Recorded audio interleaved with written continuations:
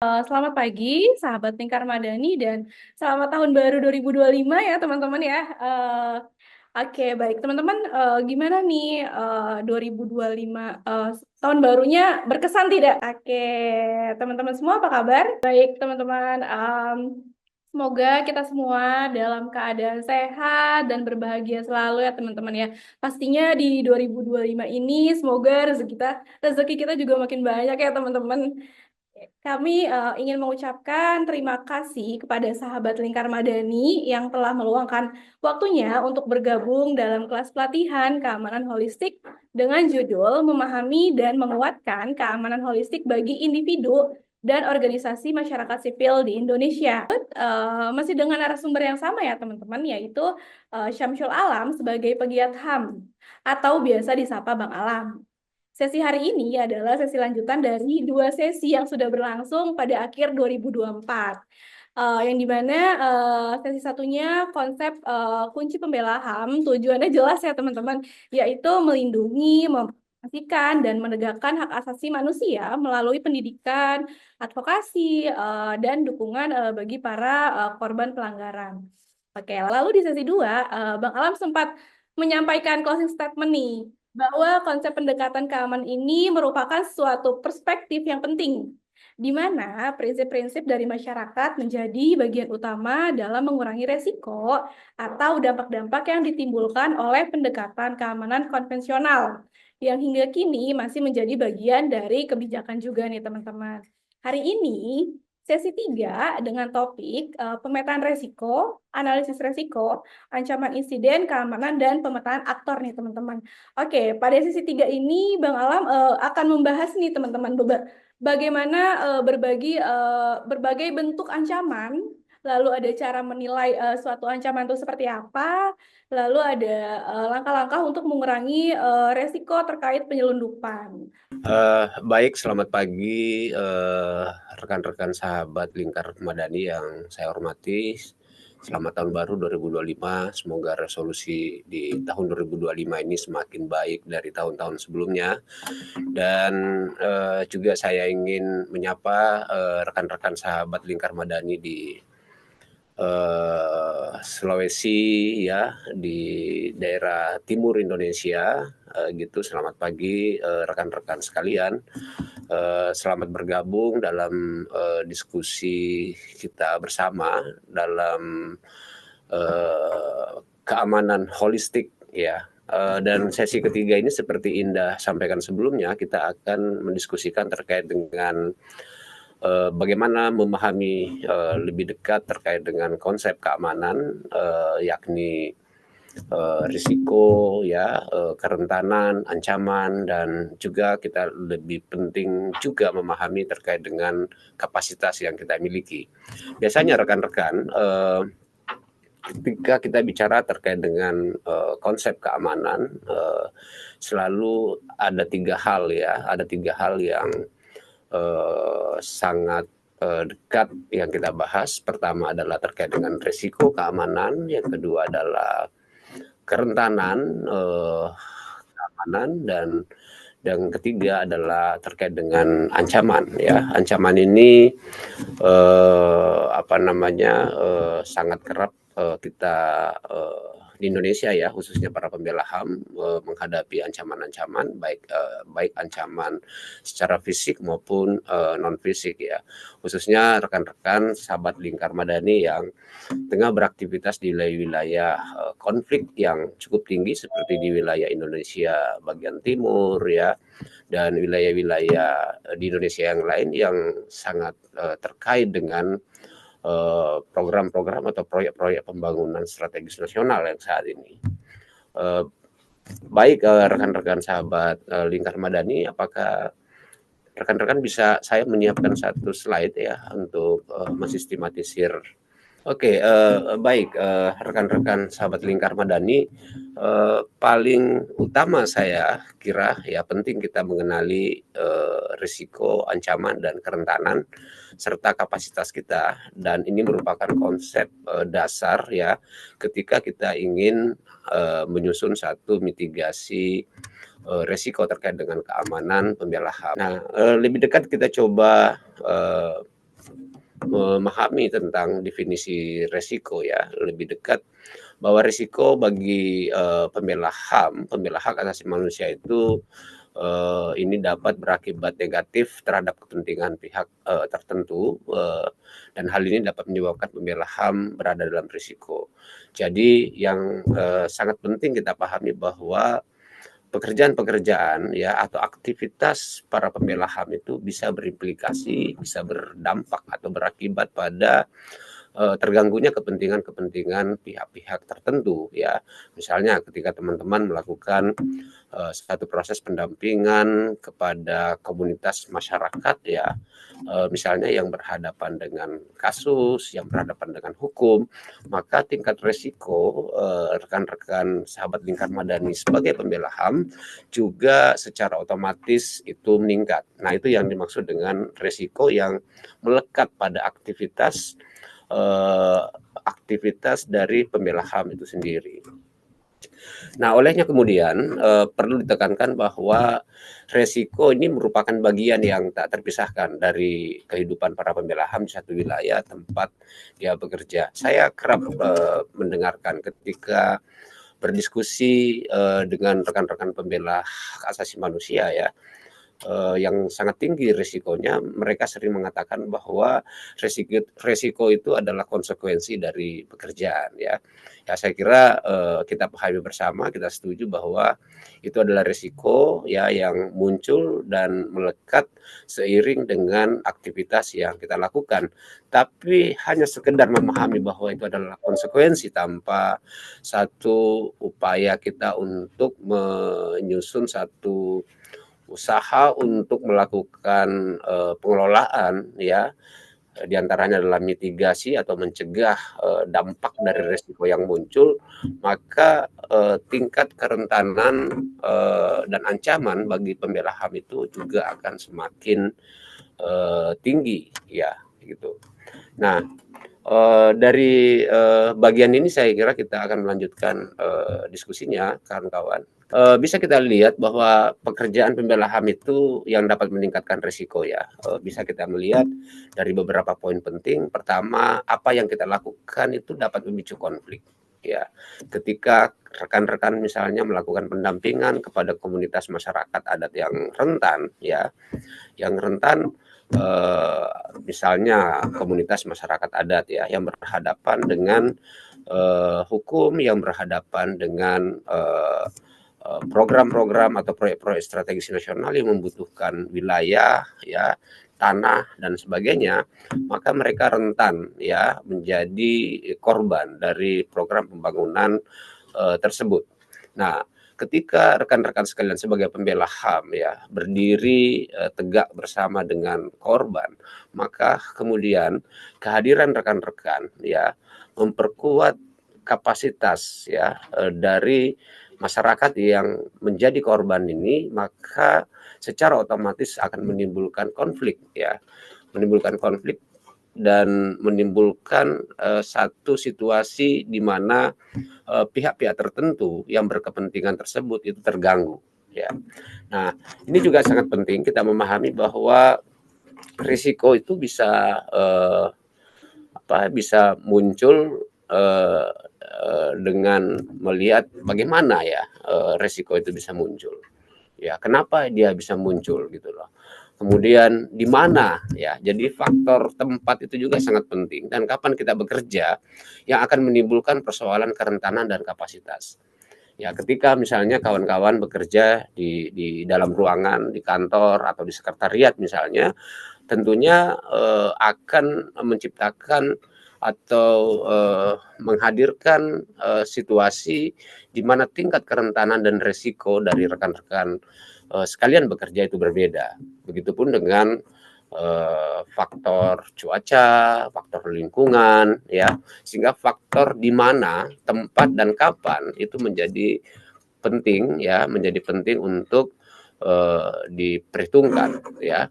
Kemudian kita sepakat dari awal bahwa semua pembela HAM itu menghadapi resiko ya, tetapi tidak semua pembela HAM itu memiliki risiko yang sama.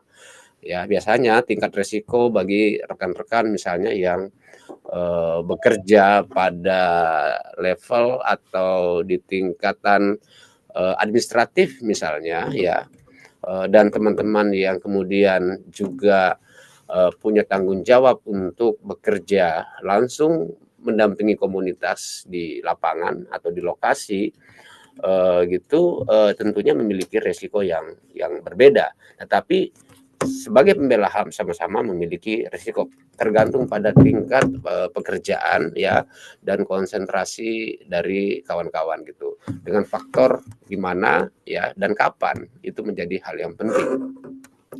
Dan berikutnya resiko itu juga bisa muncul sangat tergantung pada konteks politik ya. Konteks politik yang saya maksud itu bukan politik elektoral ya, rekan-rekan, tapi sangat tergantung pada konteks politik ya, di mana merujuk pada tempat ya dan aktor ya dan aktor. Nah, konteks politik ini bisa berubah karena dia bersifat dinamis ya. Dia sulit diprediktif ya, diprediksi ya, karena dia memang sangat dinamis sehingga ketika kita melakukan satu penilaian terkait dengan keamanan ini, maka cara pandang kita melihat persoalan itu harus juga dinamis gitu ya, karena dia selalu mengikuti dari situasi-situasi di mana hal-hal yang dapat berubah. Nah, biasanya ketika kita bicara terkait dengan konsep keamanan, ada istilah yang kita kenal dengan probabilitas ya, perubahan yang bisa kapan saja terjadi karena sangat tergantung pada konteksnya gitu ya. Nah, kemudian risiko itu juga kemudian menjadi sangat dinamis ya. Risiko-risiko yang muncul dari pekerjaan kita itu juga bersifat dinamis. Ketika misalnya teman-teman dalam perjalanan ya, ketika ingin melakukan satu aktivitas, maka risiko-risiko yang muncul di perjalanan ya, kemudian saat merencanakan aktivitas, di saat melakukan aktivitas dan setelah melakukan aktivitas itu juga akan sangat dinamis. Nah, banyak saya kira pembela HAM dalam merencanakan kegiatan-kegiatannya, tidak banyak ya saya kira pembela HAM mempersiapkan situasi-situasi sebagai bentuk mitigasi risiko, karena penilaian keamanan tidak dilakukan sedari awal. Demikian saya kira rekan-rekan, bagaimana kita memahami terkait dengan resiko yang bisa meningkat karena pekerjaan yang kita lakukan. Berikutnya kita juga akan mengenal lebih dekat terkait dengan ancaman ya. Ancaman ini didefinisikan sebagai situasi yang merupakan kemungkinan bahwa seseorang akan membahayakan integritas fisik ya atau moral atau harta benda orang lain melalui tindakan kekerasan yang seringkali disengaja. Ancaman ini identik dengan satu tindakan real atau tindakan nyata yang dihadapi oleh para pembela HAM ya. Tentunya kita berangkat dari resiko-resiko yang muncul karena pekerjaan. Nah, ancaman-ancaman ini berbagai bentuk ya, sering dihadapi dan tentunya berbeda. Ada pembela HAM menghadapi ancaman penculikan, ancaman pembunuhan ya, bahkan kriminalisasi dan stigma itu juga merupakan satu ancaman yang muncul akibat dari aktivitas atau pekerjaan seorang pembela HAM. Nah, bagaimana kita menilai dan mengenali bentuk ancaman itu?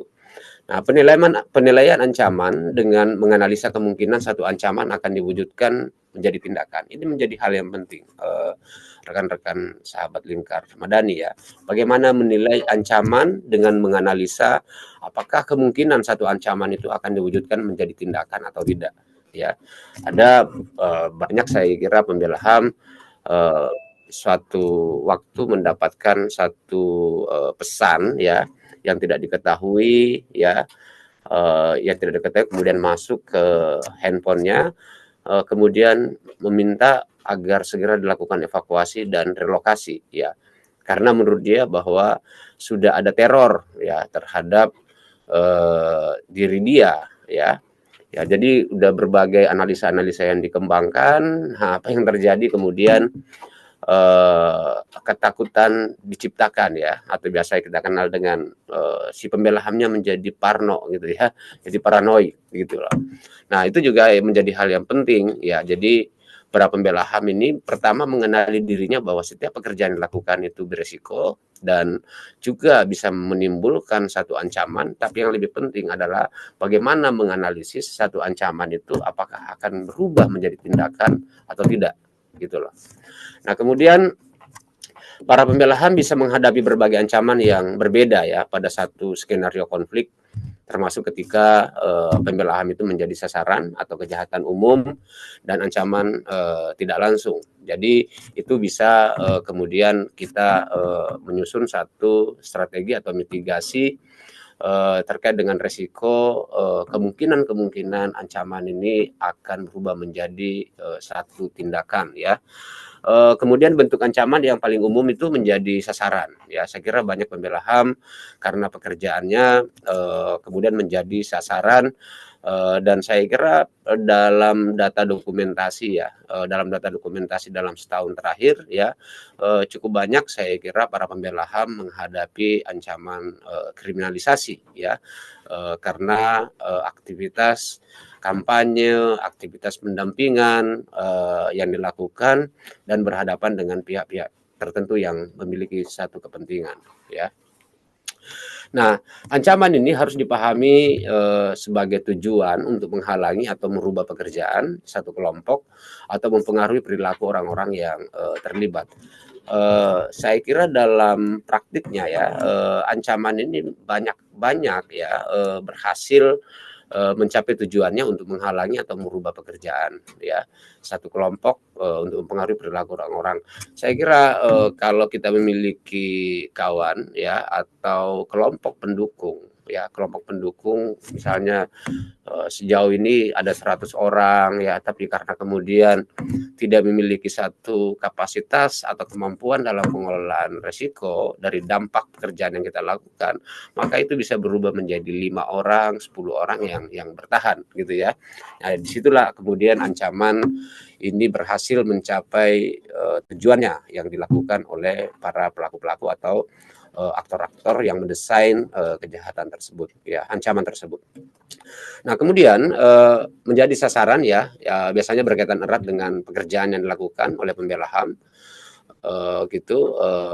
Jadi tingkat resiko tadi berbeda ya, kemudian tingkat ancaman, misalnya tingkat ancaman yang dialami oleh teman-teman yang konsen atau banyak bekerja pada tataran administrasi atau internal tentunya akan berbeda bentuk-bentuk ancaman yang dihadapi oleh rekan-rekan yang memang merupakan frontliner ya, atau orang-orang yang di garis terdepan melakukan pembelaan dan pendampingan kepada kelompok atau komunitas masyarakat yang rentan menjadi korban ya.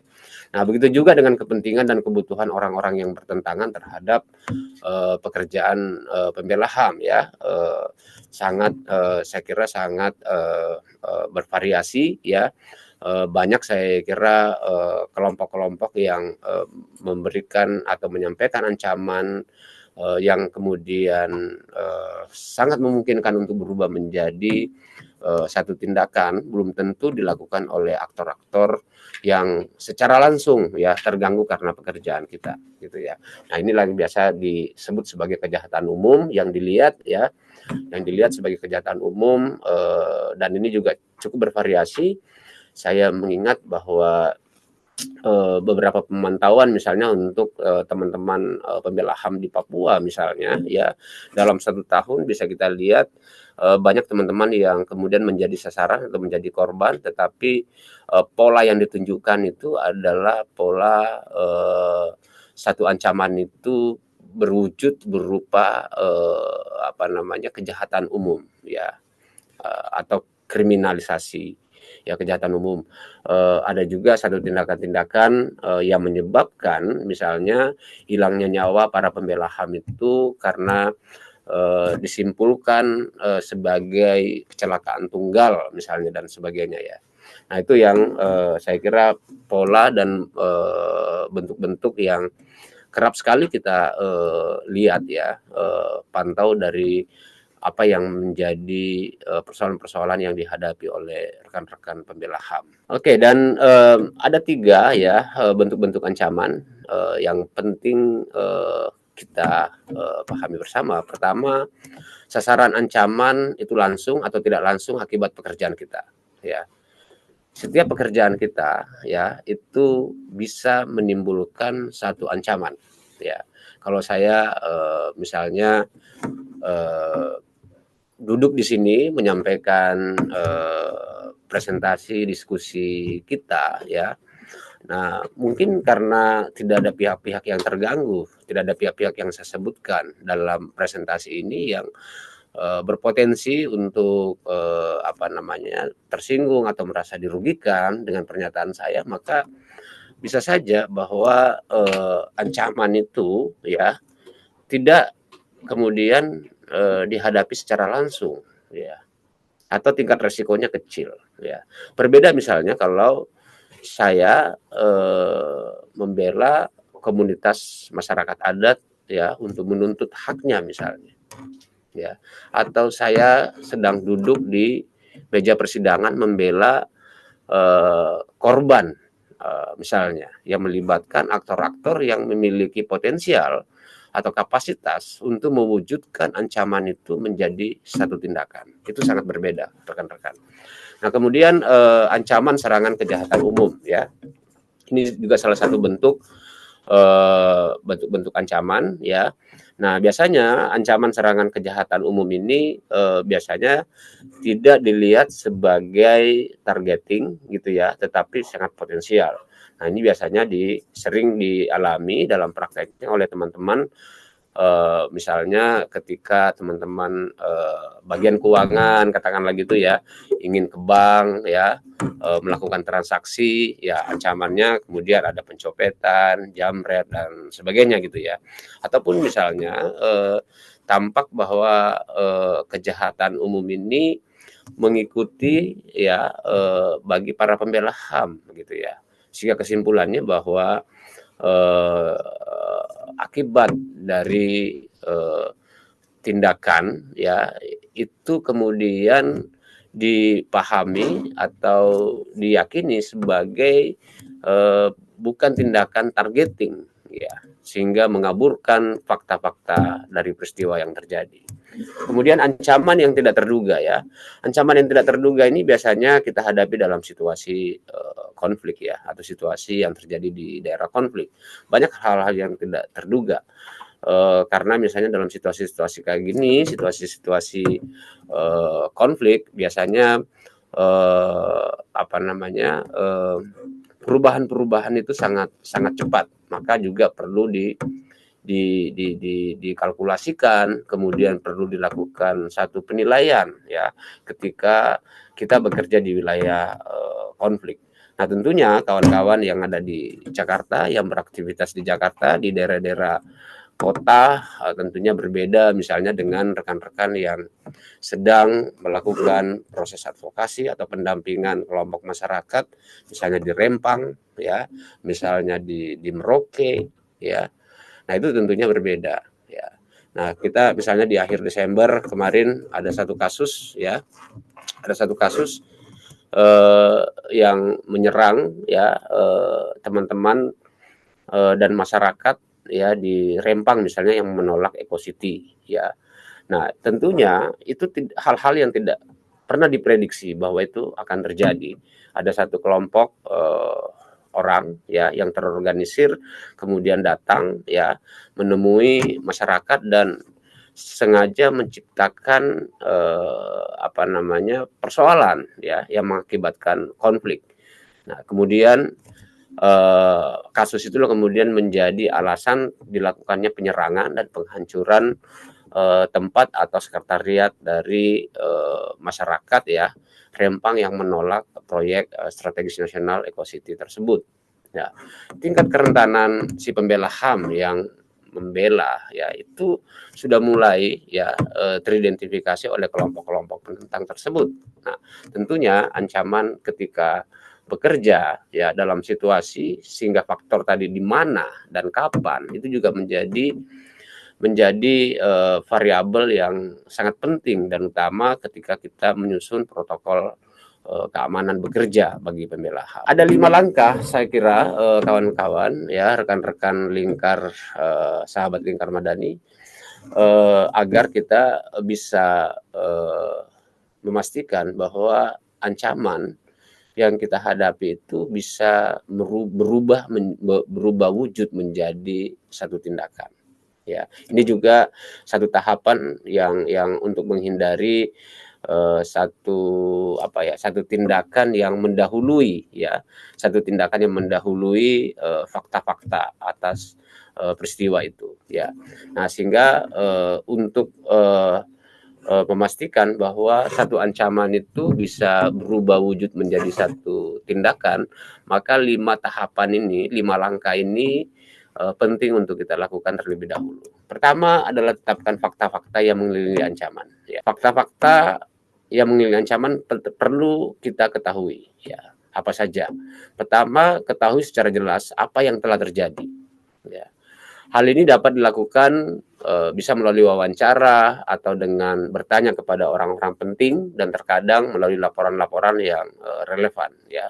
Fakta-fakta yang mengelilingi ancaman. Kalau kawan-kawan mau bekerja misalnya atau mengembangkan satu program di Papua, tentunya harus memiliki referensi yang cukup ya, harus memiliki referensi yang cukup tentang Papua. Apalagi misalnya kalau rekan-rekan belum pernah ke Papua ya, karena bisa saja faktornya itu bukan hanya karena Papua adalah wilayah operasi militer ya di sana dan di sana juga terjadi konflik di Papua, tapi juga ada faktor-faktor yang lain, misalnya adalah ancaman itu bisa berbentuk karena penyakit ya dan sebagainya, sehingga kita penting untuk memiliki referensi yang kuat sebelum melakukan atau mengambil satu tindakan melanjutkan aktivitas kegiatan kawan-kawan di satu tempat ya. Dan yang kedua adalah tetapkan apakah ada bentuk ancaman yang sama dalam beberapa waktu ya.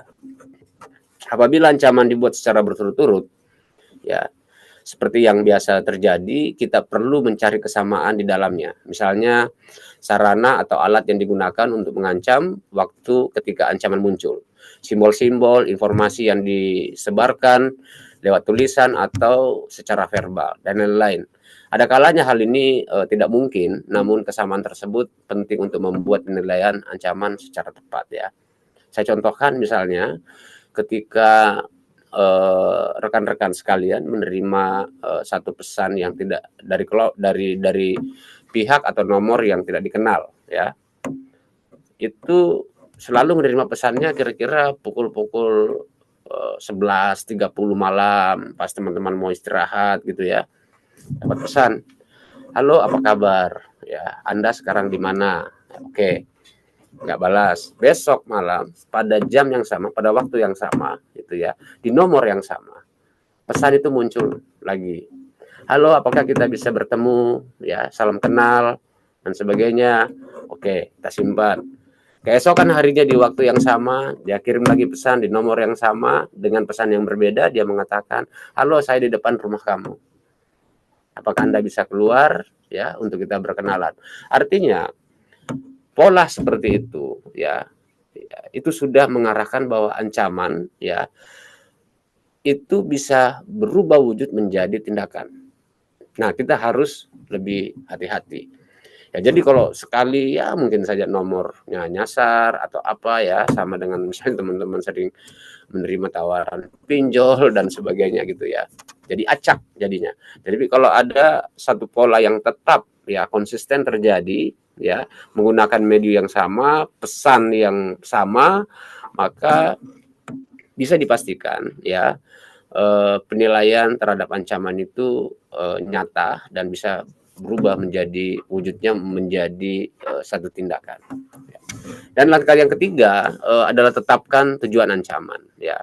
Satu ancaman biasanya mempunyai tujuan yang jelas berkenaan dengan dampak dari pekerjaan kita. Mengikuti alur dampak tersebut akan membantu kita menentukan apa yang ingin dicapai oleh ancaman tersebut, ya. Jadi dampak-dampak dari pekerjaan yang kita lakukan ya tentunya teror atau ancaman-ancaman yang dialamatkan ke kita itu sangat berkaitan dengan pekerjaan, ya. Jadi misalnya dia mengirim pesan ke kita bahwa saya minta Anda untuk segera menghentikan ya pernyataan Anda di media, atau misalnya saya minta Anda untuk segera mengubah ya pernyataan Anda eh, di media karena itu mengganggu privasi saya. Nah, itu tujuannya. Jadi merubah fokus ya, merubah, menggagalkan aktivitas seseorang ya. Itu tujuan dari ancaman itu. Kemudian tetapkan sumber ancaman ya. Hal ini menetapkan sumber ancaman ini hanya bisa dilakukan ketika langkah pertama, langkah kedua, dan langkah ketiga kita sudah lakukan ya.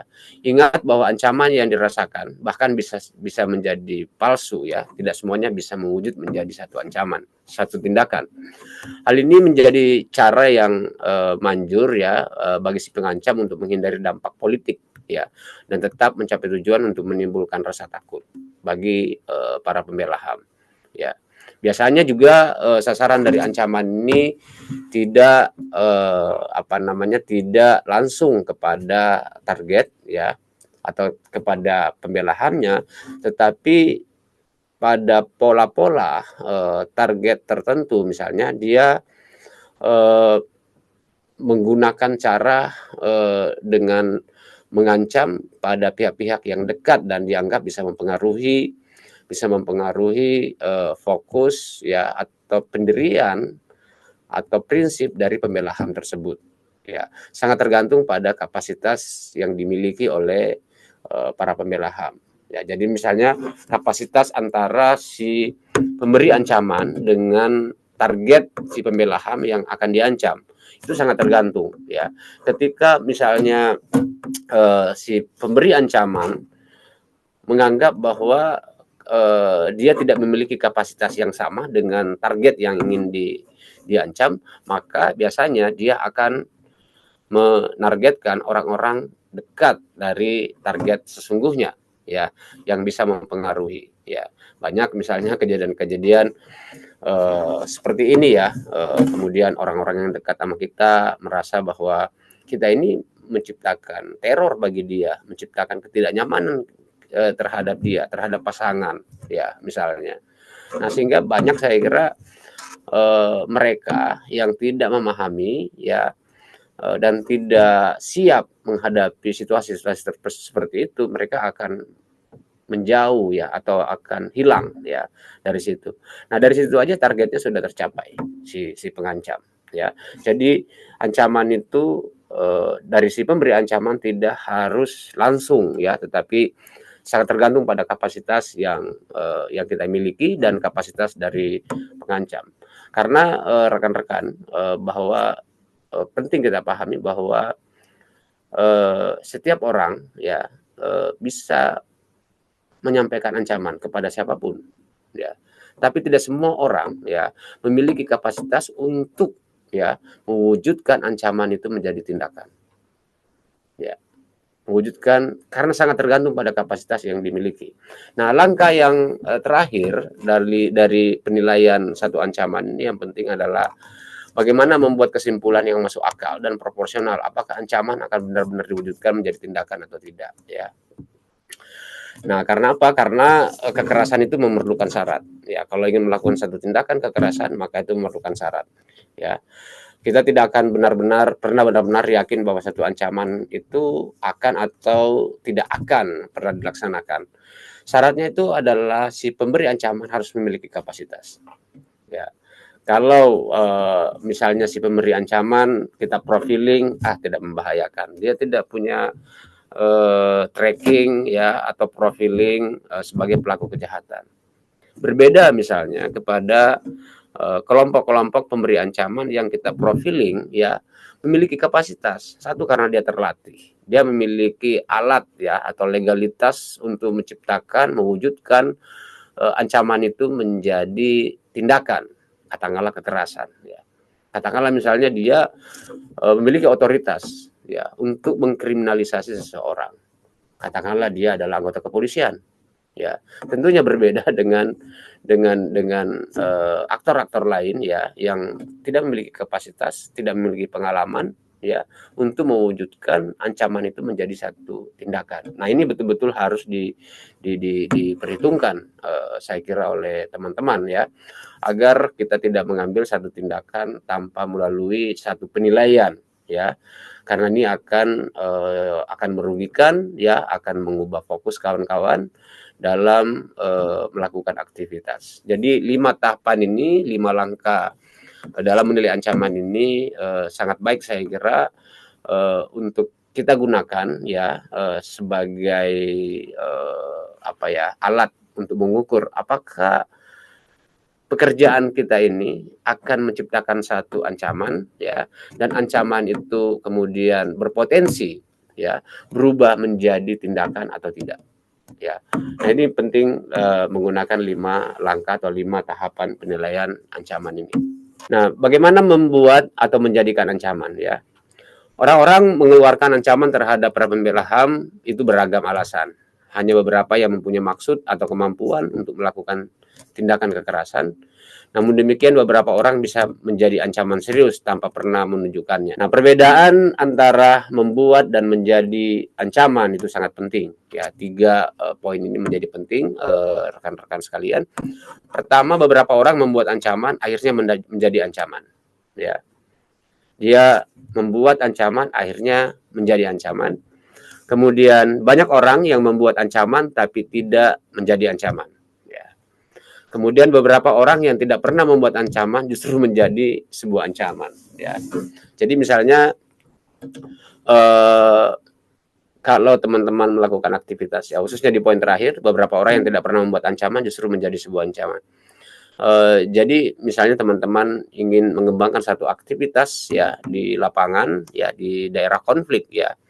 Terus ada kebutuhan untuk bekerja secara tim. Ya, tim ini memiliki kapasitas yang berbeda. Ada yang pernah, katakanlah misalnya kita akan melakukan satu aktivitas atau pekerjaan investigasi. Ya, investigasi dalam situasi konflik ya, di daerah konflik. Nah, kemudian ada kebutuhan bahwa tim investigasi harus lebih dari 1 orang. Ya. 1 orang staf ini terlatih ya, memiliki kapasitas, sudah mengikuti training investigasi ya, dan sudah memiliki pengalaman. Ada 1 orang di tim ini ya, diperintahkan oleh organisasi misalnya untuk bersama-sama sebagai tim, tapi dia tidak memiliki pengetahuan, tidak memiliki kapasitas, dan tidak memiliki pengalaman terkait dengan investigasi. Namun harus bekerja secara tim. Nah, orang-orang ini ya, inilah yang saya maksud orang-orang yang tidak pernah membuat ancaman tapi bisa menyebabkan ancaman. Ya. Dia sedikit mau misalnya mengambil fakta, mengumpulkan bukti-bukti ketika ada kasus pembunuhan ya misalnya. Dia kemudian mengatakan, aduh jangan, nanti kita begini, nanti kita begini, nanti kita begini, ini bisa berakibat. Itu kemudian menyebabkan si pembela HAM yang terlatih ini kemudian menjadi terancam. Ya, atau tindakan-tindakan misalnya ketika terjadi konflik ya besar soal yang tidak pernah terlatih ini ya, misalnya katakanlah di satu wilayah konflik, kita ketahui banyak penembak jitu, banyak sniper gitu ya. Bagi investigator yang terlatih ya, investigator yang terlatih pasti mereka ketahui bahwa gimana langkah-langkah yang harus disiapkan ya, berada di wilayah itu. Misalnya ya, tidak berjalan sendiri ya. Kedua, misalnya tidak menciptakan satu petunjuk ya, petunjuk yang bisa menjadikan dia sasaran. Contohnya begini, biasanya kalau di daerah konflik itu tidak terlalu gelap ya dan sebagainya.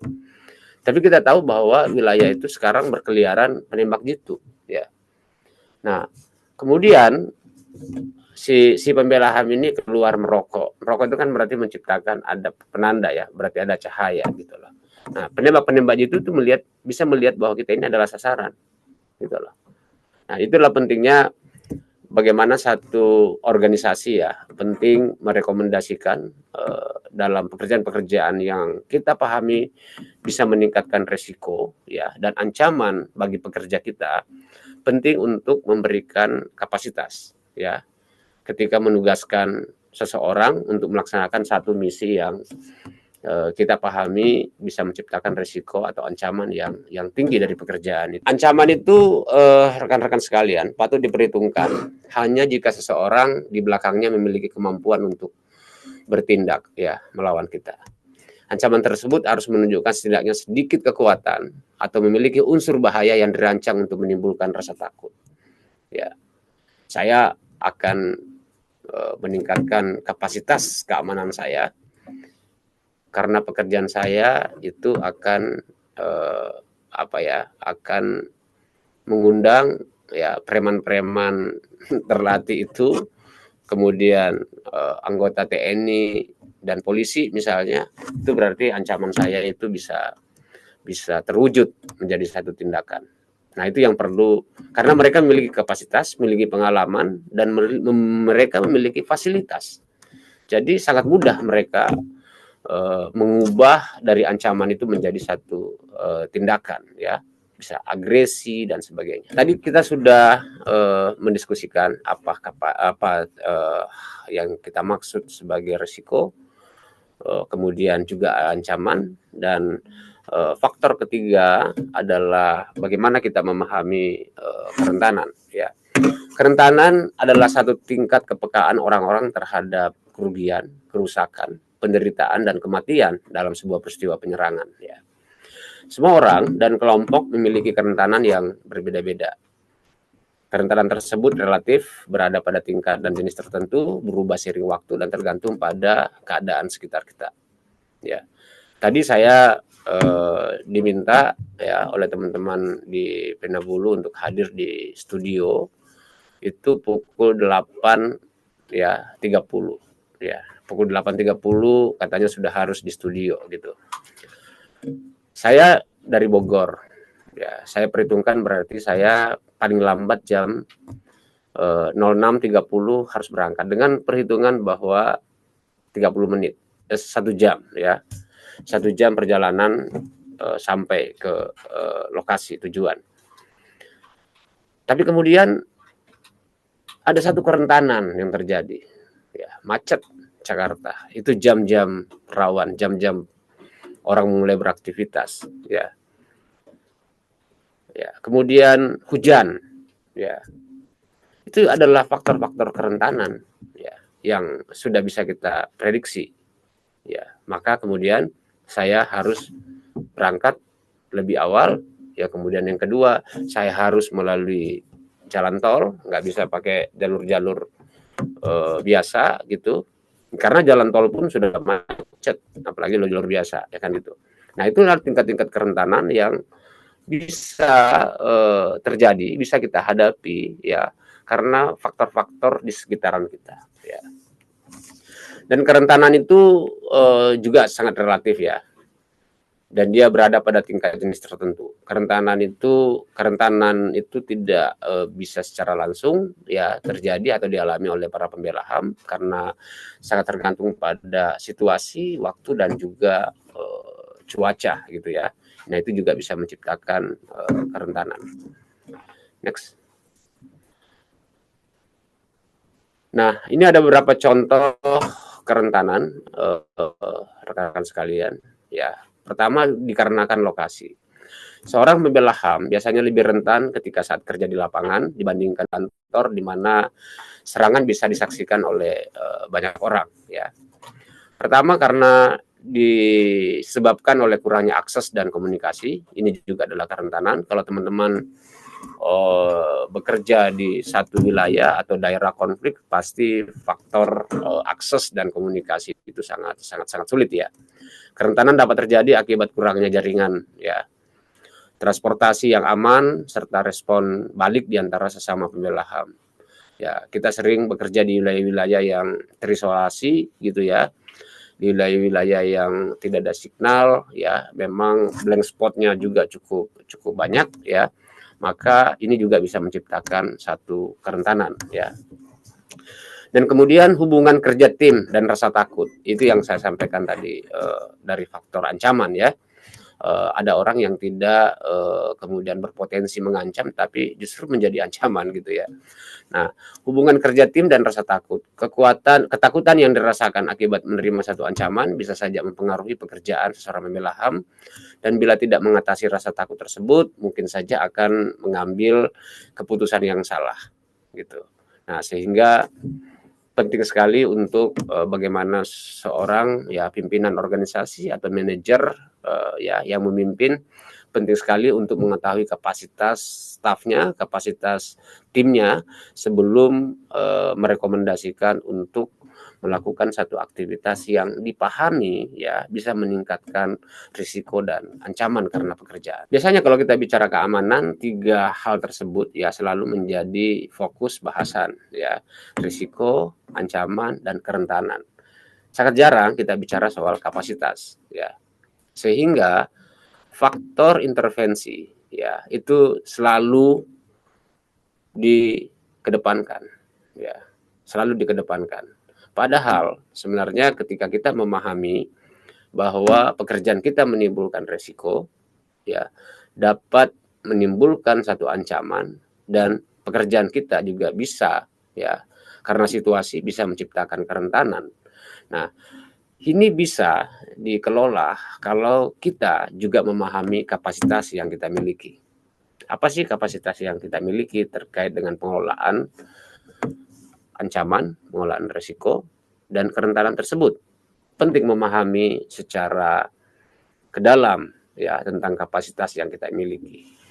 Olehnya kemudian kapasitas itu didefinisikan sebagai kekuatan dan sumber daya yang dimiliki oleh seseorang membela HAM atau satu kelompok untuk mencapai tingkat keselamatan yang layak.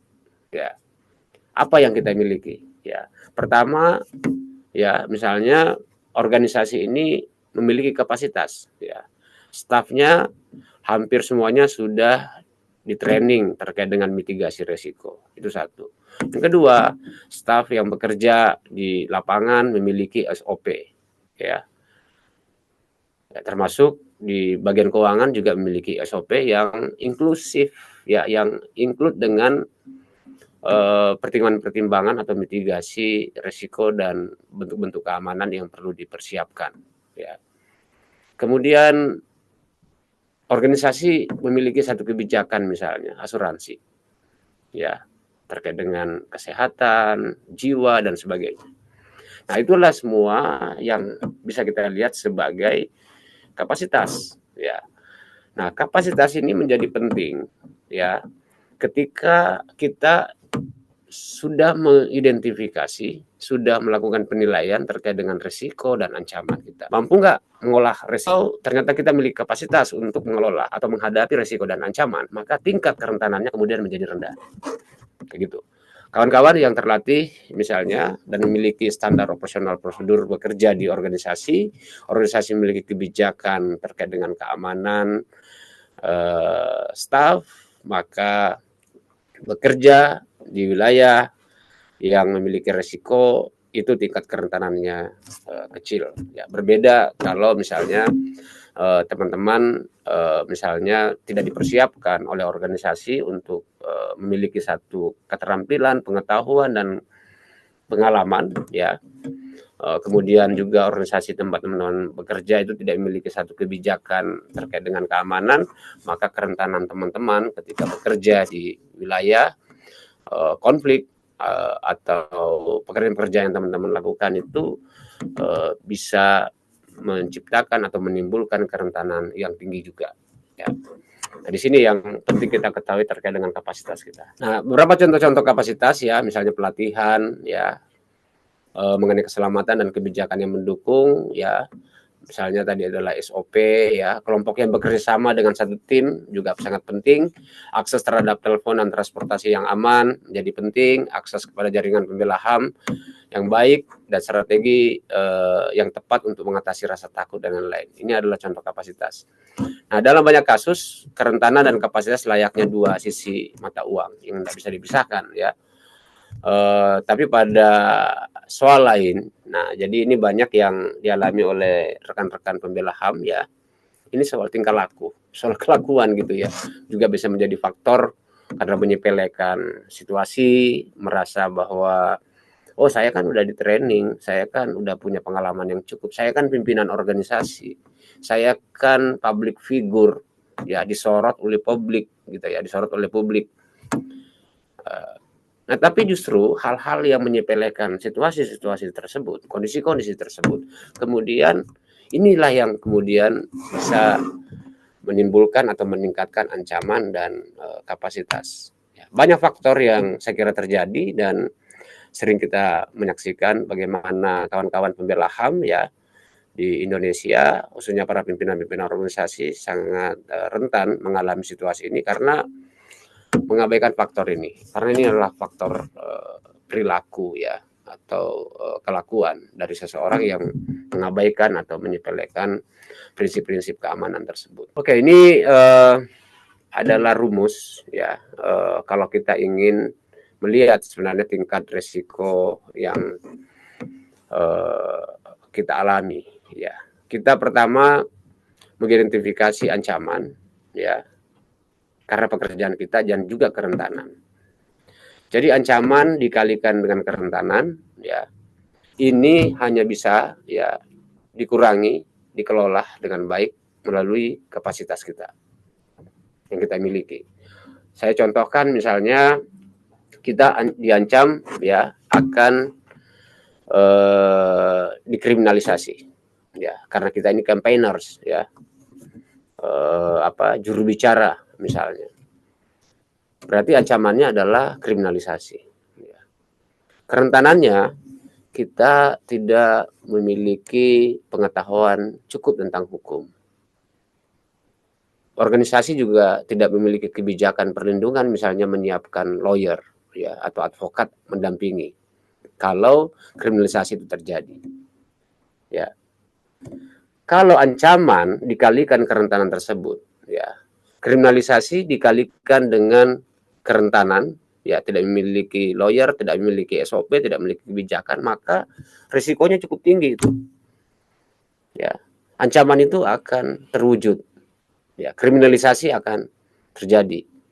Nah, tetapi kita akan mencoba mengelola ya risiko-risiko tersebut dengan melihat kembali kapasitas yang kita miliki. Oke, ancamannya adalah kriminalisasi, kerentanannya kita tidak memiliki kebijakan organisasi untuk perlindungan, tetapi kita memiliki jaringan. Ya, kita memiliki jaringan yang baik, yang kuat. Maka itu adalah kapasitas. Ya, oke, saya akan kontak dengan jaringan saya bahwa saya sedang mengerjakan ini dan potensial saya dikriminalisasi karena saya akan menyebutkan inisial ya pelaku ya dan ini adalah seorang yang berpengaruh dan bisa mengambil keputusan penting di negara ini ya. Tetapi organisasi saya tidak memiliki kebijakan untuk menyiapkan advokat atau lawyer kalau saya dikriminalisasi. Tapi saya punya jaringan internasional, punya jaringan di tingkat nasional yang banyak. Oke, kalau begitu nanti kami akan bantu untuk menyusun strateginya. Ya, ketika Anda siaran pers nanti konferensi pers menyebutkan kita akan menyiapkan safe house.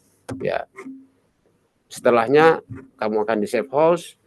Ya, semua perangkat akan disiapkan, pemantauan, monitoring ketika siaran pers.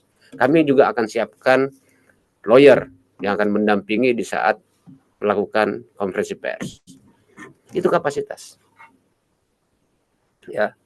Maka ancaman kriminalisasi ya itu mungkin ada, tetapi kita mampu mengolahnya sehingga risiko yang ditimbulkan kecil. Pihak yang berpotensial melakukan kriminalisasi juga akan berpikir ya, kalau kita mau kriminalisasi tapi dia didampingi oleh lawyer yang banyak nih, ya lawyer keren lagi kan, ya gitu.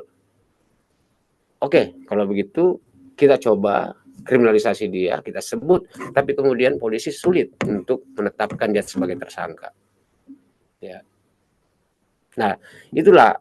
Jadi kalau kita tidak memahami, mengidentifikasi kapasitas kita, maka tingkat risiko kita itu cukup tinggi, kawan-kawan. Nah, sehingga kapasitas dari pembela HAM ini penting untuk ditingkatkan, penting untuk diidentifikasi, ya. Nah, seperti ini saya kira rumus sederhananya, rekan-rekan sekalian, ancaman dan kali kerentanan yang harus dibagi dengan kapasitas, sehingga resiko yang muncul karena pekerjaan yang tidak bisa kita hindari, ya, seorang pembela HAM itu tidak bisa menghindari resiko, ya. Yang bisa dilakukan adalah mengelola resiko, bukan menghindari resiko, ya, karena dimanapun kita berada, kita adalah resiko itu selalu muncul, ya, ya, bukan hanya karena pekerjaan kita, tetapi juga adalah relasi sosial kita, lingkungan sosial kita, dan sebagainya. Next. Oke, ini saya kira faktor penting, ya, poin penting, ya. Banyak organisasi yang menganggap remeh pentingnya menjaga keamanan kantor dan perlengkapannya. Demikian pula staf-staf atau pekerjaannya, ya. Akibatnya mereka tidak punya pedoman yang jelas mengenai tindakan apa yang harus dilakukan untuk melindungi pekerjanya, ya, perangkat-perangkat pekerjaan, perangkat-perangkat pendukung dari pekerjaan kita, misalnya penyimpanan data, ya, itu tidak terhindari dari kriminalisasi, ya, atau faktor-faktor lain, misalnya pencurian karena cuaca ekstrim maupun kecelakaan dan ancaman dari luar lainnya, ya. Nah, apa yang sebaiknya kita perhatikan dari penilaian risiko ini, ya. Pertama, perhatikan dengan cermat lingkungan kerja kita, ya. Lingkungan kerja kita harus diperhatikan. Apakah kita misalnya memilih untuk kantor, sewa kantor, karena kan saya kira banyak sekali, ya, rekan-rekan itu kantor masih sewa setiap tahun. Nah, penting untuk memperhatikan lingkungan sekitar. Apakah lingkungan sekitar itu akan menjadi faktor pendukung kita, atau justru bisa sebaliknya, bisa meningkatkan resiko-resiko yang muncul, ya. Pertimbangkan kelemahan yang ada dan dan hal apa yang dapat memperkuatnya, ya. Nah, kira-kira begitu soal lingkungan kita bekerja. Kemudian langkah kedua adalah analisa risiko dan kerentanan yang dihadapi disertai dengan evaluasi tingkat ancaman yang mungkin menyerang data kita, ya. Nah, jadi setiap kita menetapkan satu ancaman, maka juga harus dilakukan satu analisis, ya, dan dilakukan evaluasi karena dia bisa berubah, ya. Kemudian ketiga, pertimbangkan pemilihan dan penggunaan saluran komunikasi, ya, yang aman, ya. Nanti di sesi keempat kita akan membahas terkait dengan keamanan digital, ya, saluran komunikasi yang tepat, ya, gitu. Apakah misalnya komunikasi internal kita ini sudah aman atau tidak? Berbicara soal strategi, ya, berbicara soal cara, ya, penting untuk menetapkan. Umumnya sekarang kan teman-teman semuanya ramai di grup WA dan sebagainya, ya, tapi faktor-faktor keamanan digitalnya tidak menjadi pertimbangan, gitu, ya. Kemudian pertimbangkan metode penyimpanan informasi atau data, termasuk di mana peletakannya secara nyata, ya. Kadang saya kira kita menyepelekan juga soal ini, ya. Jadi kalau satu handphone hilang, semuanya data kantor ada di situ, gitu. Ya, data organisasi, tanda tangan organisasi, pimpinan organisasi ada di satu handphone, gitu, ya. Kalau handphonenya diambil, ya bisa bubar tuh organisasi, gitu, ya. Nah, itu juga harus diperhitungkan.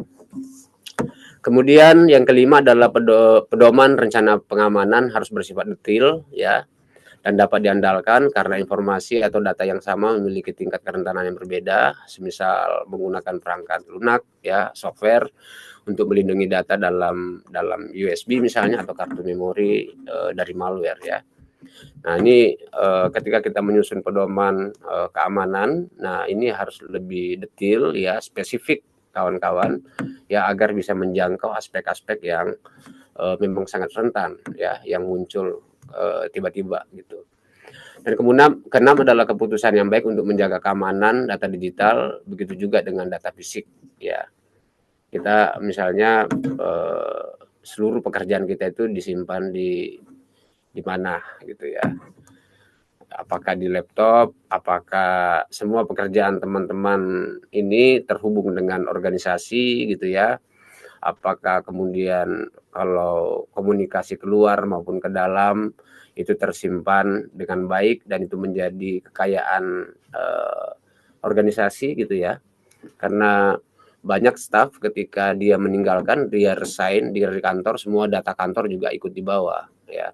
Karena dia komunikasinya tidak menggunakan komunikasi di mana semua data dan informasi itu disimpan, ya, di organisasi gitu loh, ya, di alat penyimpanan organisasi. Dia menggunakan akun email pribadi gitu, ya, untuk ngajuin proposal, bikin tor, anggaran, sehingga ketika dia resign dalam satu kantor, maka ya semua data informasi kantor juga ikut resign. Nah, itu juga perlu pertimbangkan, ya. Kemudian tindakan pengamanan disesuaikan dengan situasi yang ada gitu, ya. Tindakan pengamanan disesuaikan dengan situasi yang ada. Jadi ini juga biar nggak lebay-lebay banget gitu, ya. Istilahnya kalau kita bicara soal keamanan gitu, ya. Gitu. Dan kemudian saat keluar kantor pertimbangkan, ya, faktor-faktor keamanan dan lingkungan, apakah misalnya aman, ya. Saya kira kalau seorang pembela HAM itu bekerja, ya, ketika dia memiliki misi cukup penting dan beresiko di satu wilayah, misalnya apakah dia dibolehkan untuk beraktivitas pada malam hari atau tidak, misalnya. Itu sangat tergantung pada SOP, ya, yang nantinya teman-teman susun gitu terkait dengan aktivitas di lapangan. Bagaimana melindungi informasi, ya, Anda dari penyusup, ya. Kalau penjahat atau penyusup yang berniat mengakses informasi atau data rahasia, maka merupakan salah satu contoh dari ancaman yang utama, ya, dalam ancaman fisik, ya. Kalau laptop teman-teman, ya, diambil datanya, ya, artinya itu sudah ancaman fisik, kayak gitu, ya. Tiba-tiba semua isi data di laptop hilang, ya, atau berpindah ke yang lain, atau semua informasi data, ya, yang ada di handphone teman-teman berpindah, ya, ke yang lain. Nah, itu artinya ancamannya sudah nyata, ya. Ini harus diperhitungkan. Makanya kemudian perlu mempersiapkan sedini mungkin sebelum hal itu terjadi. Jadi istilahnya gini, kalau pencuri sudah membobol rumah, masuk ke rumah, ya, beli gembok 10 pun tidak ada gunanya, kayak gitu. Ya, pencurinya udah masuk, ya. Jadi semuanya harus, ya, dilakukan penilaian dan kemudian disusun mitigasi resikonya.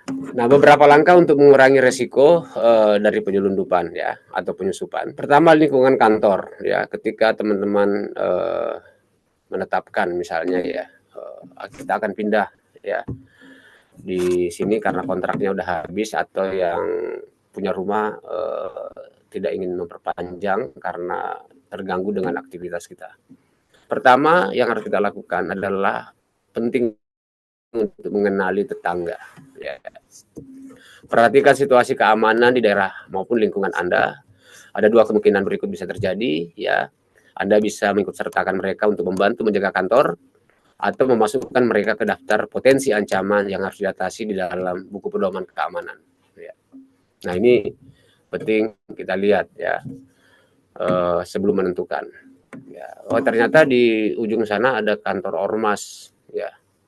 Pak, berarti kan beresiko tuh. Tergantung dari pendekatannya, apakah ormas tersebut potensial untuk ikut menjaga keamanan kantor kita atau justru harus kita masukin dalam list ya pihak-pihak atau aktor-aktor yang berpotensi menjadi ancaman.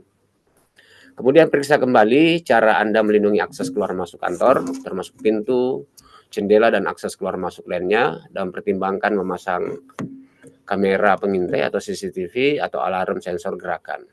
Ya, ini di apa namanya ini lebih banyak misalnya disarankan pada teman-teman rekan-rekan di organisasi di wilayah-wilayah perkotaan ya, tingkat populasi penduduknya juga cukup tinggi ya, dan aktivitasnya juga cukup tinggi ya. Berbeda misalnya ketika misalnya di satu kampung terpencil ya, ya yang diminta sediaan CCTV dengan kemudian kamera sensor. Wah, ini kebutuhannya untuk apa juga tidak relevan ya. Kemudian sediakan ruang untuk menerima tamu yang berbeda dengan ruang pekerjaan ya. Ada ruang untuk menemui tamu sebelum masuk ke dalam kantor, demikian juga pemisahan ruangan pertemuan dengan ruang kerja. Nah, biasanya ketika kita menyusun rencana keamanan kantor, biasanya secara bersama-sama di seluruh staf ya, itu menyusun denah ya, menyusun skenario keamanan ya. Jadi semua juga staf mengetahui ya ketika terjadi agresi atau serangan misalnya ke kantor, maka langkah-langkah yang harus diambil seperti apa. Oke, dan itu tadi di lingkungan kantor ya, di dalam kantor misalnya lindungi kabel-kabel atau jaringan dengan memasang di dalam kantor kunci perangkat jaringan seperti server ya. Ya kemudian kalau kita memiliki jaringan nirkabel sangat penting untuk mengamankan titik-titik akses ya atau akses poinnya, sehingga penyusup tidak dapat masuk ke jaringan ataupun monitor lalu lintas jaringan kita ya. Jadi misalnya teman-teman yang menggunakan wifi dan sebagainya, sedapat mungkin bisa memastikan ya akses-akses poin ini tidak diketahui oleh publik atau tidak rentan ya untuk diambil alih gitu ya. Nah sekarang kan udah nggak ada pakai sistem LAN ya. Kalau dulu kan di di tiang-tiang listrik atau telepon nempel, kemudian kabel LAN dan sebagainya, atau akses point LAN itu dipasang di luar dinding kantor dan sebagainya. Itu juga cukup rentan ya. Ini saya kira nanti ini kan bagian-bagian kawan-kawan ketika menyusun SOP keamanan kantor yang perlu diperhatikan ya. Kemudian di dalam ruangan kerja perhatikan posisi layar komputer ya, khususnya terkait dengan apakah kemudian kita bekerja ya, posisi alat kerja kita, komputer kita, laptop kita merupakan jalan orang berlalu lalang dan sebagainya. Ini juga perlu dipertimbangkan ya, karena orang akan bisa mengintip atau bisa melihat apa sih yang sedang kita kerjakan dan sebagainya. Jadi dia misalnya aksesnya dia mau ke kamar mandi, orang ini kok setiap 5 menit ke kamar mandi, setiap kamar mandi, ternyata dia ingin melihat kita ini sedang mengerjakan apa, file apa saja di dalam komputer kita. Itu juga bisa terjadi ya.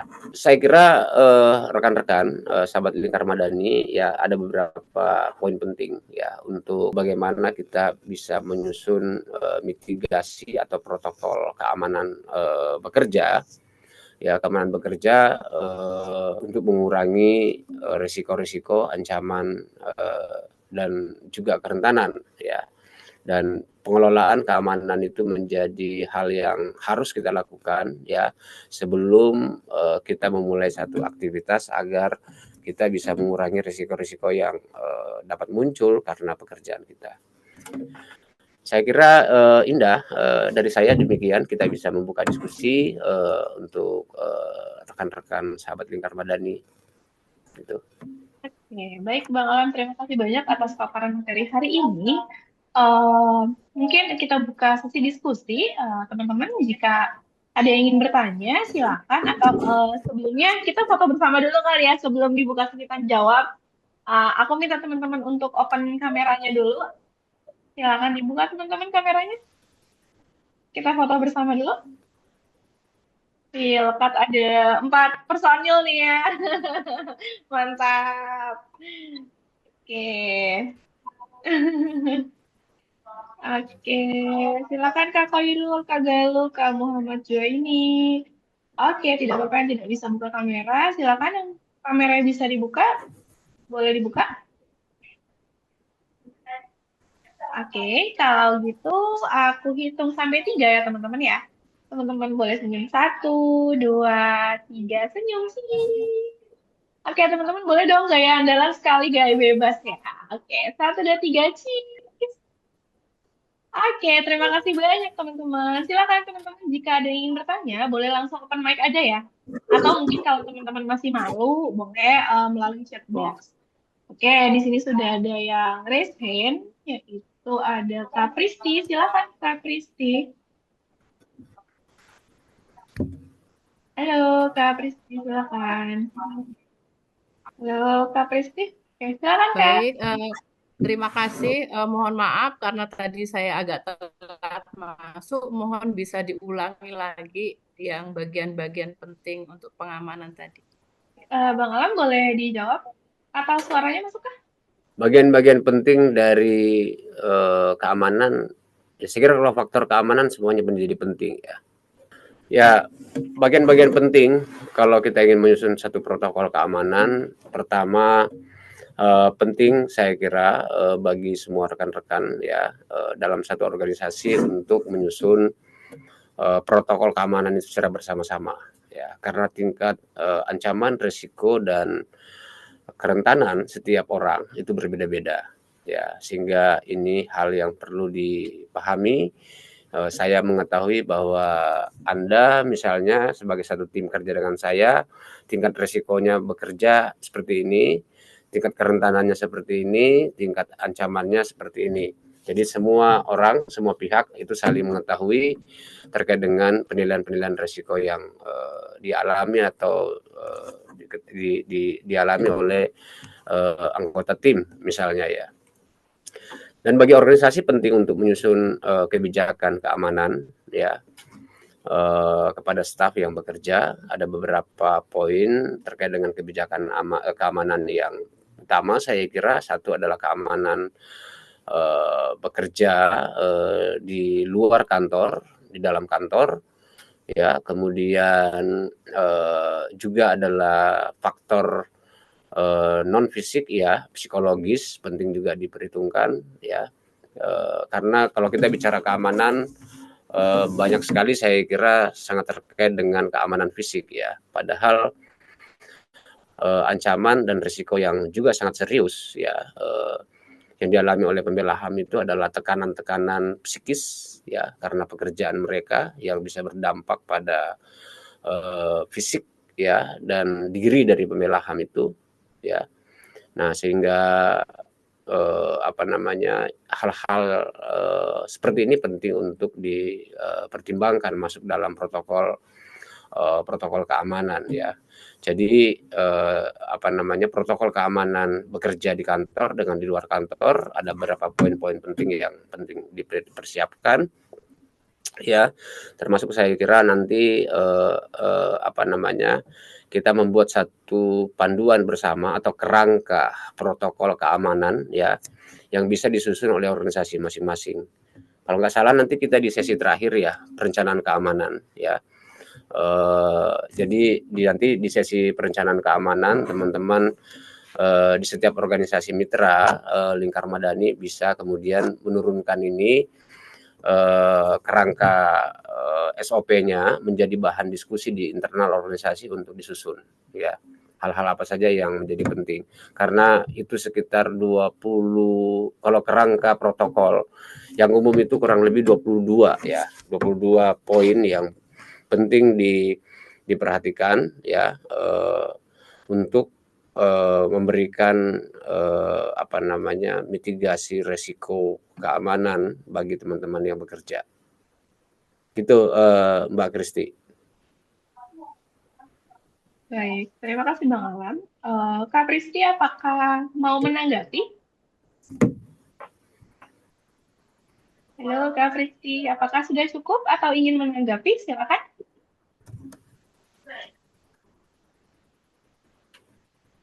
Oke, kalau gitu mungkin sambil nunggu Kak Pristi jawab, teman-teman yang lain adakah yang ingin bertanya? Silakan. Oke, cukup. Oke, baik. Terima kasih Kak Pristi. Oh, dari Kak Herwanto nih, Bang Alam, aku bantu bacainnya Bang Alam ya. Saya pernah mengalami ancaman saat mengadvokasi isu KIB. Bagaimana cara mengamati apakah nanti jadi ancaman dengan tindakan atau tidak? Gitu Bang Alam. Ya, baik, Mas Herwanto ya. Ya, Mas Herwanto.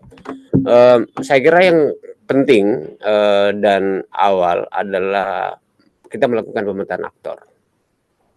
Dari pekerjaan kita mengadvokasi atau kampanye KIB itu, aktor-aktor mana saja yang kemudian berpotensi terganggu, ya, atau merasa dirugikan karena kampanye kita atau karena pekerjaan kita.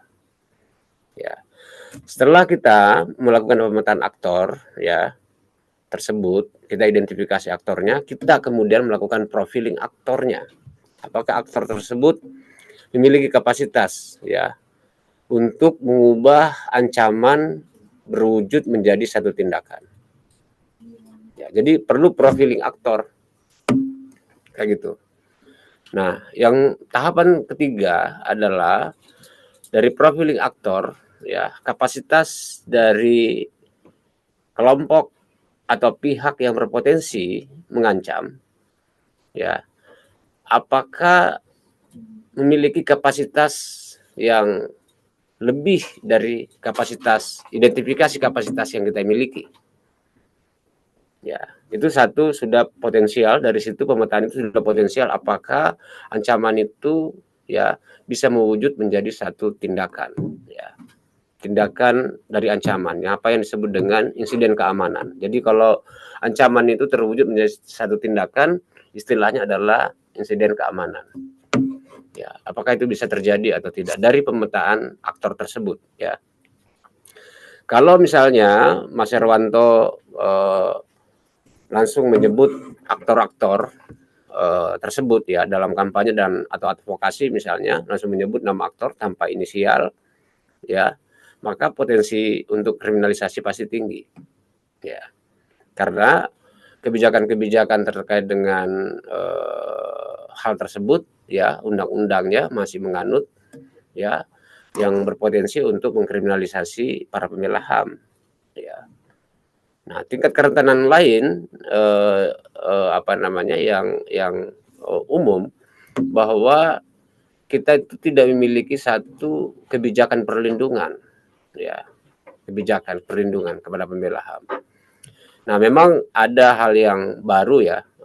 Kemarin ada SK Menteri, ya, di tahun lalu ada SK Menteri Kehutanan terkait dengan anti slap, ya. Tapi kemudian, ya, kebijakan tersebut, ya, itu tidak bisa berdiri sendiri, ya, masih tetap potensial. Kenapa? Karena aturan turunannya atau teknis untuk memberikan perlindungan dari keputusan Menteri anti slap tersebut, ya, itu sebelumnya harus diakui apakah yang bersangkutan pembela HAM atau tidak, pembela lingkungan atau tidak. Nah, yang bisa memberikan pengakuan tersebut adalah stakeholder yang juga sebenarnya menjadi sasaran, ya, dari advokasi yang kita lakukan. Jadi sesuatu yang tidak mungkin, ya. Nah, kayak gitu saya kira Mas Herwanto, jadi adalah memetakan aktor-aktor yang berpotensial untuk menjadi ancaman itu penting. Apakah aktor-aktor tersebut memiliki kapasitas untuk mewujudkan ancaman atau tidak, ya, menjadi tindakan atau tidak, itu penting sekali dilakukan, ya. Nah, terus yang kedua adalah kapasitas kita, ya. Kalaupun misalnya si pihak yang potensial memberikan ancaman memiliki kapasitas, tapi ternyata kita bisa menghadapi dengan kapasitas yang kita miliki, itu saya kira itu akan mengurangi risiko yang akan muncul. Begitu saya kira Mas Herwanto, ya. Baik, Kak Herwanto, apakah mau menanggapi? Atau sudah cukup jawabannya dari Bang Alam? Oke, sambil nunggu jawaban dari Kak Herwanto, mungkin di sini ada Kak Sudi yang bertanya, di daerah kadang ketika ada sebagian staf yang tidak lanjut di tahun atau program berikutnya, ada kesulitan dalam menarik aset dan data, dan resiko kebocoran data. Pertanyaannya, bagaimana langkah preventif dan mengatasinya? Gitu, Bang Alam. Silakan mungkin Bisa boleh. diulangi? Ini soal apa ya? Bisa diulangi? Boleh, boleh. Ya, saya pernah mengalami apa nih? Oke. Aku bacain ulang, Kak. Pertanyaannya yang mana ya? Oh, pertanyaannya bagaimana langkah preventif dan mengatasinya? Ya, konteksnya apa? Aku bisa baca nggak? Halo? Ya, ya. Oh, bisa Baca bisa. nggak pesan yang mana Boleh ya? tolong ditampilin kan saya dari Kak Sudi di daerah kadang ketika ada sebagian staf yang tidak lanjut di tahun atau program berikutnya ada kesulitan dalam menarik aset dan data dan resiko kebocoran data. Pertanyaannya, bagaimana langkah preventif dan mengatasinya? Seperti itu, Bang Alam. Oh ya, satu saya kira memang sedari awal komunikasi keluar ya di organisasi sebaiknya menggunakan satu server yang sama. Ya. Jadi semua kekayaan informasi dan data itu dikontrol di server ya, di mana server ini dikuasai oleh otoritas yang ditunjuk atau yang dipercayakan oleh organisasi. Ya, jadi misalnya teman-teman ya, misalnya selama ini Indah misalnya ketika berkomunikasi atas nama organisasi Penabulu misalnya, dia dia harus atau wajib menggunakan email ya dengan akun organisasi. Misalnya indah@penabulu.org misalnya, org. Artinya semua informasi dan data yang masuk ya atau keluar dari akun email Indah itu menjadi kekayaan organisasi, dikontrol oleh organisasi. Kalaupun Indah misalnya besok resign dari Penabulu, datanya tidak ikut resign. Itu satu ya. Yang kedua, langkah yang kedua adalah setiap waktu yang ditentukan ya. Memang sebaiknya ada apa namanya? Ada sistem pengelompokan informasi dan data ya. Gitu. Sistem pengelompokan informasi dan data dari semua staf yang bekerja dan dikumpulkan. Ya. Kemudian disimpan ya di perangkat eksternal tempat penyimpanan data dan informasi. Kayak gitu. Itu untuk mencegah apa namanya penyusupan atau bocornya data ya. Kemudian kalau misalnya dalam SOP ya biasanya gitu. Kalau peralatan-peralatan kantor ya milik organisasi yang digunakan oleh staf bekerja ya karena misalnya alasan saya mau lembur di rumah ya itu juga harus mendapatkan persetujuan ya izin dari pimpinan organisasi.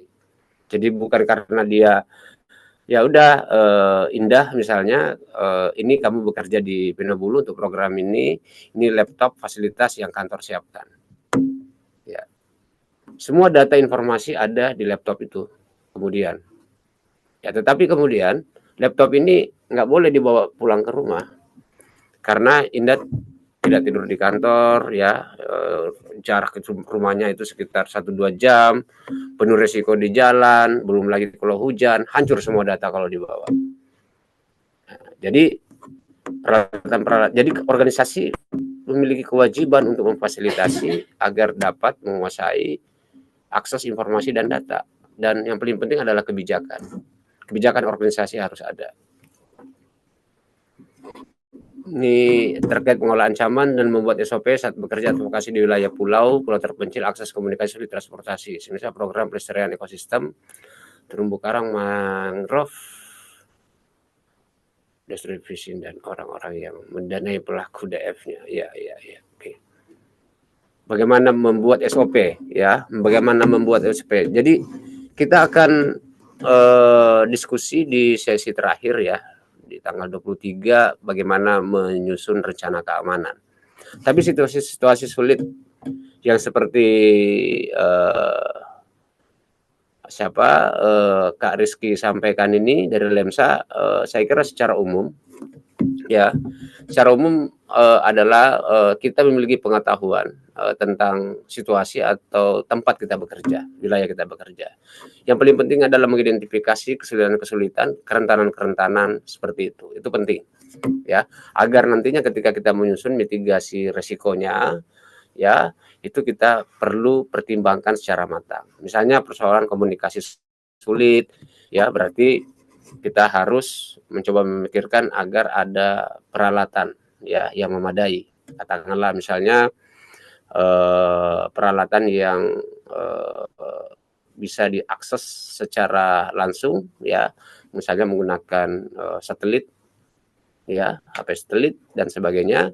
Atau yang kedua adalah membuat perencanaan ya yang matang sebelum menentukan ya kegiatan-kegiatan yang akan dilakukan. Ya, itu secara umum ya. Tapi nanti di akhir sesi kita di pelatihan holistik ini kita akan bersama-sama menyusun kerangka keamanan ya untuk organisasi dan individu pembela HAM ya, kurang lebih ada 22 kerangka yang harus kita sesuaikan dengan kondisi organisasi masing-masing untuk menjadi kebijakan organisasi ditetapkan dan dijalankan berupa SOP. Oke, karena sudah tidak ada yang bertanya lagi, mungkin Bang Alam boleh closing. Oh, ada yang bertanya nih di kolom chat. Dari Kak Iqbal Roa, apa yang harus kita lakukan jika kita mendapatkan ancaman? Apakah kita melaporkan ke pihak yang berwajib atau kita siapkan juga kekuatan sendiri? Oke. Dari Kak Iqbal ya. Iqbal Roa, berarti dari Sulawesi Tengah ya, teman-teman di Roa, Palu. Oke, saya kira dua-duanya harus kita siapkan karena pertama ketika ada ancaman ya, maka aspeknya legal ya, legal dan ada pihak yang memiliki otoritas untuk itu. Jadi dari sisi mitigasi hukum legalnya juga kita siapkan ya. Jadi tetap kita persiapkan secara internal ya, di tim kita sendiri gitu ya, tapi juga menggunakan mekanisme atau saluran-saluran legal yang tersedia agar bisa mengantisipasi ya. Tetapi tentunya kita sudah memahami bahwa ketika kita menggunakan jalur atau mekanisme yang tersedia ini juga memiliki resiko ya, memiliki resiko tetapi bisa kita kontrol kayak gitu. Jadi dua-duanya menurut saya Bung Iqbal harus kita persiapkan dari aspek legal ya, dan mekanisme yang tersedia kita manfaatkan, kita gunakan ya. Karena misalnya kalau terjadi agresi yang berulang, nah kita laporkan, maka biasanya misalnya polisi mengatakan kenapa tidak membuat pelaporan, ya kenapa tidak membuat pengaduan, gitu kan, gitu. Nah tapi kita tahu betul bahwa kita sulit untuk percaya gitu ya, bahwa ketika kita laporkan justru sumbernya justru banyak ya, justru dari mereka sendiri, ya. Ya, jadi diciptakan atau satu situasi yang didesain gitu ya, seolah-olah ada pihak yang keberatan, tapi sebenarnya itu juga didesain oleh aparat itu sendiri, ya. Sehingga penting, saya kira seperti Bung Iqbal tadi sampaikan, penting untuk mempersiapkan di tim ya sendiri ya, bagaimana organisasi memiliki satu panduan bagaimana menghadapi agresi atau serangan ya ke organisasi, ke kantor maupun kepada pembela HAM yang sedang melakukan aktivitasnya. Saya kira begitu, Bung Iqbal. Bung Iqbal ya dari Roa. Oke, terima kasih Bang Alam. Kak Iqbal, apakah ingin menanggapi? Boleh jika ingin menanggapi? Atau sudah cukup penjelasan dari Bang Alam? Mungkin kalau teman-teman masih bingung atau mau menceritakan pengalamannya di organisasi teman-teman, boleh silakan. Atau kalau misalkan hari ini teman-teman belum ada pertanyaan, masih bingung nih mau nanya apa, boleh disimpan dulu nanti di sesi berikutnya. Di awal kita akan coba dijawab oleh Bang Alam. Oke, kata Kak Iqbal cukup Bang Alam. Baik, terima kasih. Oke, kalau gitu mungkin Bang Alam apakah sudah bisa kita cukupkan? Ya, oke, baik. Oke, kalau gitu mungkin closing statement dari Bang Alam, silakan. Oke, baik Indah dan rekan-rekan sahabat Lingkar Madani yang saya hormati. Jadi pekerjaan kita ya sebagai pembela HAM, sebagai pendamping masyarakat yang rentan menjadi korban ya, serta merta karena aktivitas yang kita lakukan itu bisa berdampak pada risiko, ancaman, dan juga meningkatkan kerentanan terhadap diri dan organisasi kita termasuk lingkungan kita. Makanya kemudian risiko, ancaman, dan bentuk-bentuk kerentanan yang muncul dari pekerjaan kita ini tidak bisa kita hindari. Sebagai risiko, sebagai konsekuensi, yang bisa kita lakukan adalah pengelolaan keamanan dengan memahami terlebih dahulu kapasitas yang kita miliki agar bisa memperkecil risiko-risiko yang muncul akibat dari pekerjaan kita.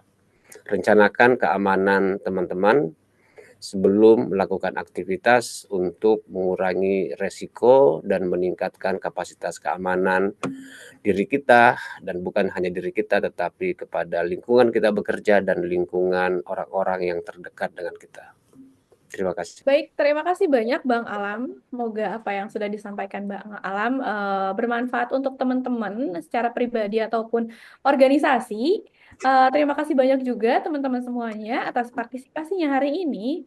Teman-teman bisa mengakses materinya melalui webnya Lingkar Madani. Kita sudah kirimkan melalui chatbox yaitu lingkarmadani.id. Lalu teman-teman juga kalau sesi sebelumnya belum mengikuti sesi 1 dan 2, bisa melihat rekamannya melalui YouTube-nya Lingkar Madani gitu teman-teman. Mungkin dari aku itu aja. Terima kasih Bang Alam, terima kasih teman-teman semuanya. Sampai jumpa di kelas berikutnya. Selamat beraktivitas kembali teman-teman. Sampai jumpa. Terima kasih. Sehat selalu teman-teman.